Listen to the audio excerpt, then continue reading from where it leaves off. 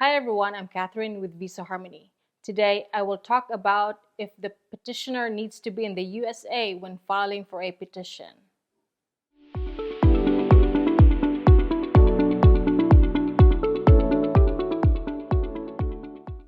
We at Visa Harmony, we provide assistance with certain US petitions and immigration applications. Our service fees are very affordable.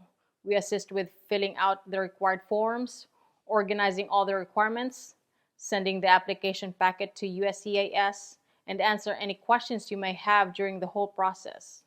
I will leave our contact information below.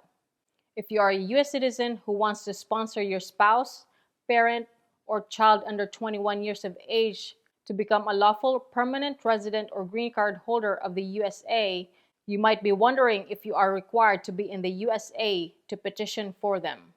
First, let's define what an immigrant petition and an immediate relative are.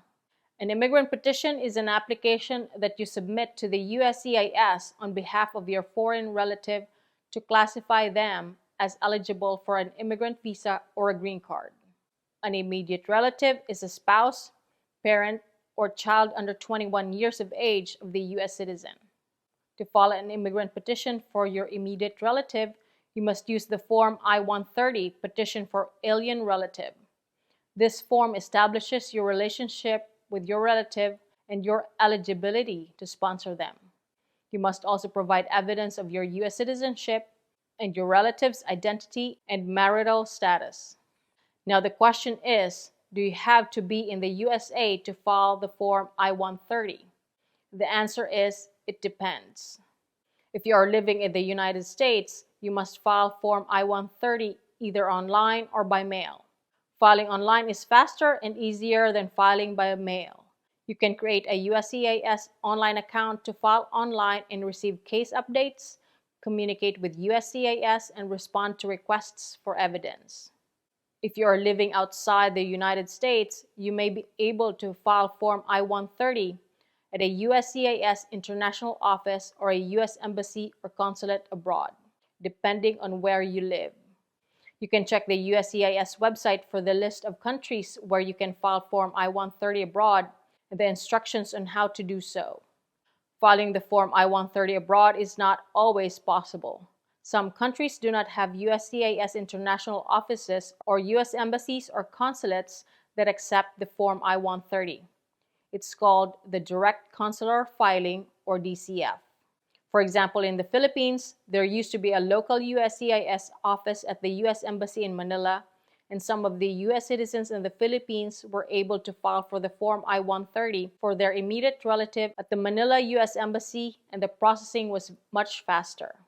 They removed the local USCIS office a few years ago, so all petitions for beneficiaries in the Philippines will need to be filed at the USCIS here in the USA. You can check with your US Embassy or consulate if you have the option to file for the DCF. Once you file Form I-130, USCIS will review your application and either approve or deny it. If USCIS approves your petition, they will send it to the National Visa Center, or NVC, which will assign a case number and invoice ID number to your case. The NVC will then contact you and your relative with instructions on how to pay their required fees, submit the online application form DS-260, and provide the necessary civil documents and financial evidence. After the NVC completes its processing of your case, the relative beneficiary will need to attend an interview at a US embassy or consulate abroad where they live. Your relative beneficiary will need to provide their passport, medical exam results, and other required documents. The consular officer will ask them questions about their relationship with you, their background, and their eligibility for an immigrant visa or a green card. If the consular officer approves your relative beneficiary's visa application, they will receive an immigrant visa in their passport that is valid for 6 months. Your relative beneficiary must enter the USA within this period and present their visa at the port of entry.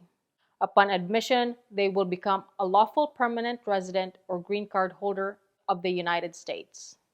I hope this video is helpful. If you have any questions on this topic, please post them in the comment section below or send us an email at ask@visaharmony.com. Thank you and see you next time.